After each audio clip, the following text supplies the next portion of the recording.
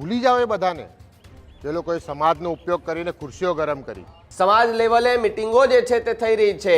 પ્રતિક્રિયા આપતા પણ નચિકેત મુખીએ ખૂબ મોટી વાત કહી છે. સરદાર સાહેબે જો 562 રજવાડા એક કર્યા હોય તો આપણે 1.5 કરોડ પાટીદારો એક ના થઈ શકીએ?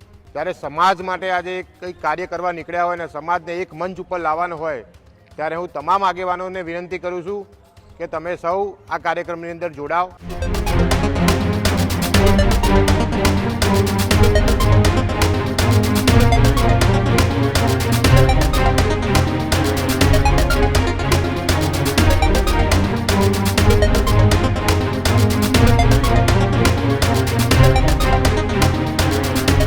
તો આ તરફ રાજ્યની અંદર સંમેલનનો દોર યથાવત જોવા મળી રહ્યો છે. હમણાં જોયું છે કે રાત્રે 2:30 વાગ્યે ઠાકોર સમાજ એક મોટું સંમેલન રાખે છે. લાખો લોકો એ સંમેલનમાં ઉમટી પડે છે. એ દરમિયાન હવે ગુજરાતમાં ફરીવાર પાટીદારોનું સૌથી મોટું સંમેલન મળવા જઈ રહ્યું છે. જી હા, વાત કરવામાં આવે તો પાટીદાર સમાજની એકતાને લઈને આ સંમેલન જે છે તે મળવાનું છે.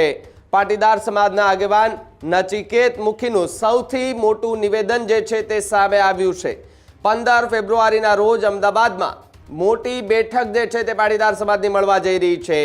અખંડ ભારતના શિલ્પી સરદાર સાહેબના વંશજો છીએ તેવી વાત નચિકેત મુખી કરતા દેખાયા. સરદાર સાહેબે આખા ભારતને એક કર્યો. નચિકેત મુખીની આ વાત જે છે તે સામે આવી તો આપણે 1.5 કરોડ પાટીદારો એક ના થઈ શકે તેવી વાત નચિકેત મુખીએ સમાજને અને આગેવાનોને કરી છે. ભૂલી જાઓ એ બધાને જેમને સમાજનો ઉપયોગ કરી ખુરશીઓ ગરમ કરી. આજે સમય આવી ગયો છે સમાજ માટે ઉપયોગી થવાનો.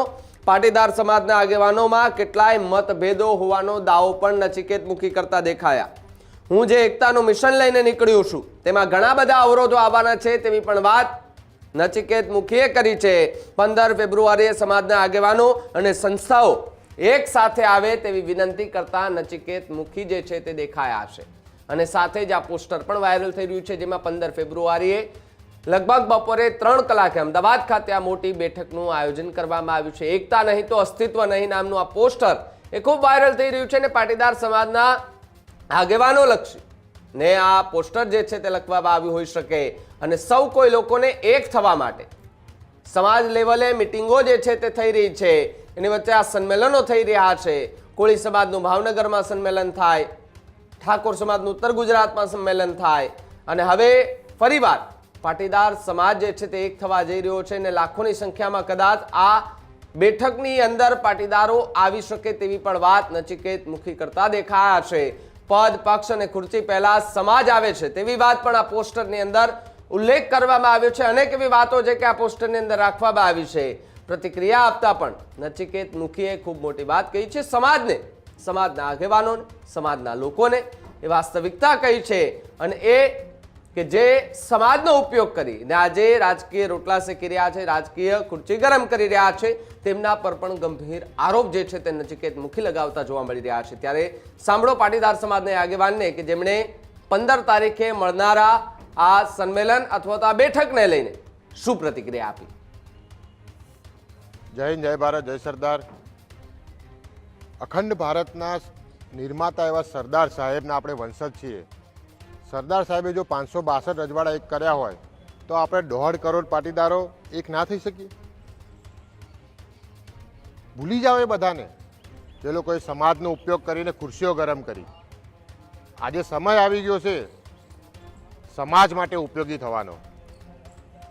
હું જાણું છું પાટીદારના આગેવાનો ની અંદર કેટલાય મતભેદો અને મતભેદો છે. આ તમામ વસ્તુને ભૂલીને જ્યારે સમાજ માટે આજે કંઈક કાર્ય કરવા નીકળ્યા હોય ને સમાજને એક મંચ ઉપર લાવવાનો હોય ત્યારે હું તમામ આગેવાનોને વિનંતી કરું છું કે તમે સૌ આ કાર્યક્રમની અંદર જોડાઓ.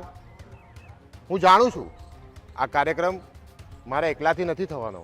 સમાજને આની અંદર સમર્થન ખૂબ જ જરૂરી છે અને આપણે સૌ જાણીએ છીએ કે આ જ્યારે એકતા તરફ આપણે આગળ વધી રહ્યા છીએ અને આજે મારું એકતાનું મિશન લઈને હું નીકળ્યો છું બહાર. એ મિશન મને ખબર છે કે ઘણા અવરોધો આવશે, ઘણી અડચણો આવશે, પણ હું થાકવાનો નથી. પાટીદાર સમાજને એક કરવા માટેનો જે કાર્યક્રમ આગામી સમયમાં અમે જે 15 ફેબ્રુઆરી અમદાવાદ ખાતે 15 ફેબ્રુઆરી ખરા બપોરે જે કાર્યક્રમ છે એ કાર્યક્રમની અંદર ગુજરાતના પાટીદાર સમાજના તમામ આગેવાનો, રાજકીય આગેવાનો, સંસ્થાઓ, સામાજિક આગેવાનો તમામને એક મંચ ઉપર લાવીને સમાજ માટે કંઈક આગળની સમાજને દિશા બતાવે અને સમાજ માટે એવા નિર્ણયો કરે કે જેનાથી 1.5 કરોડ પાટીદાર સમાજ એક થઈ જાય અને આપણી આવનારી જે પેઢી છે એના માટે એક મજબૂત સંગઠન આપણે પૂરું પાડીએ એવા એક મિશન સાથે હું બહાર નીકળ્યો છું અને એના માટે પાટીદાર સમાજનું સમર્થન ખૂબ જ જરૂરી છે.